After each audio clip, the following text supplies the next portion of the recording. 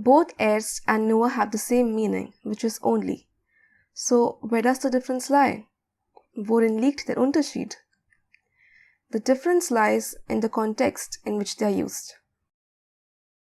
Erst describes a situation which can happen again to the speaker or the subject. Zum Beispiel: Ronny hat erst 2 Kekse gegessen. Ronny ate only 2 cookies. He might eat more.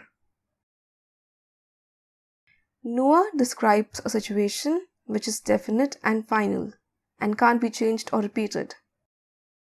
Zum Beispiel: Ich habe nur ein Geschenk bekommen. I got only one gift. I didn't get any more gifts.